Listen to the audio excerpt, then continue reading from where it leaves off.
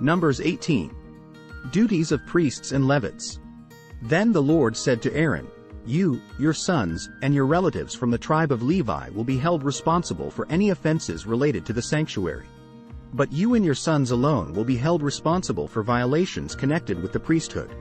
Bring your relatives of the tribe of Levi, your ancestral tribe, to assist you and your sons as you perform the sacred duties in front of the tabernacle of the covenant. But as the Levites go about all their assigned duties at the tabernacle, they must be careful not to go near any of the sacred objects or the altar. If they do, both you and they will die.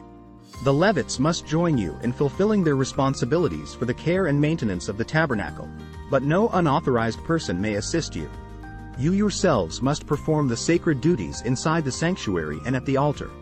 If you follow these instructions, the Lord's anger will never again blaze against the people of Israel. I myself have chosen your fellow Levites from among the Israelites to be your special assistants. They are a gift to you, dedicated to the Lord for service in the tabernacle. But you and your sons, the priests, must personally handle all the priestly rituals associated with the altar and with everything behind the inner curtain. I am giving you the priesthood as your special privilege of service. Any unauthorized person who comes too near the sanctuary will be put to death. Support for the priests and Levites. The Lord gave these further instructions to Aaron. I myself have put you in charge of all the holy offerings that are brought to me by the people of Israel. I have given all these consecrated offerings to you and your sons as your permanent share. You are allotted the portion of the most holy offerings that is not burned on the fire. This portion of all the most holy offerings, including the grain offerings, sin offerings, and guilt offerings, will be most holy, and it belongs to you and your sons. You must eat it as a most holy offering. All the males may eat of it, and you must treat it as most holy. All the sacred offerings and special offerings presented to me when the Israelites lift them up before the altar also belong to you. I have given them to you and to your sons and daughters as your permanent share. Any member of your family who is ceremonially clean may eat of these offerings. I also give you the harvest gifts brought by the people as offerings to the Lord, the best of the olive oil, new wine, and grain. All the first crops of their land that the people present to the Lord belong to you. Any member of your family who is ceremonially clean may eat this food. Everything in Israel that is specially set apart for the Lord also belongs to you. The firstborn of every mother, whether human or animal, that is offered to the Lord will be yours. But you must always redeem your firstborn sons and the firstborn of ceremonially unclean animals.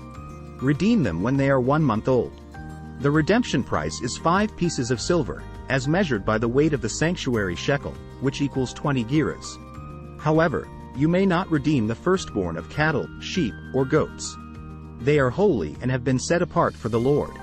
Sprinkle their blood on the altar, and burn their fat as a special gift, a pleasing aroma to the Lord. The meat of these animals will be yours, just like the breast and right thigh that are presented by lifting them up as a special offering before the altar. Yes, I am giving you all these holy offerings that the people of Israel bring to the Lord. They are for you and your sons and daughters, to be eaten as your permanent share. This is an eternal and unbreakable covenant between the Lord and you, and it also applies to your descendants. And the Lord said to Aaron, "You priests will receive no allotment of land or share of property among the people of Israel. I am your share and your allotment. As for the tribe of Levi, your relatives, I will compensate them for their service in the tabernacle.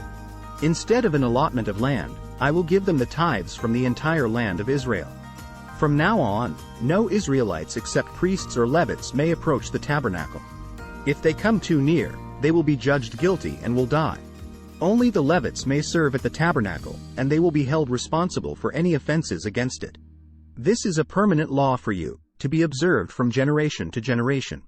The Levites will receive no allotment of land among the Israelites, because I have given them the Israelites' tithes, which have been presented as sacred offerings to the Lord. This will be the Levites' share. That is why I said they would receive no allotment of land among the Israelites." The Lord also told Moses, "Give these instructions to the Levites. When you receive from the people of Israel the tithes I have assigned as your allotment, give 1/10 of the tithes you receive, a tithe of the tithe, to the Lord as a sacred offering. The Lord will consider this offering to be your harvest offering, as though it were the first grain from your own threshing floor or wine from your own winepress.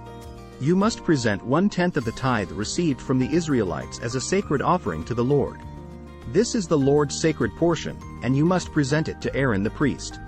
Be sure to give to the Lord the best portions of the gifts given to you.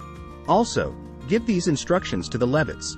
When you present the best part as your offering, it will be considered as though it came from your own threshing floor or winepress. You Levites and your families may eat this food anywhere you wish, for it is your compensation for serving in the tabernacle. You will not be considered guilty for accepting the Lord's tithes if you give the best portion to the priests. But be careful not to treat the holy gifts of the people of Israel as though they were common. If you do, you will die. Thanks for watching.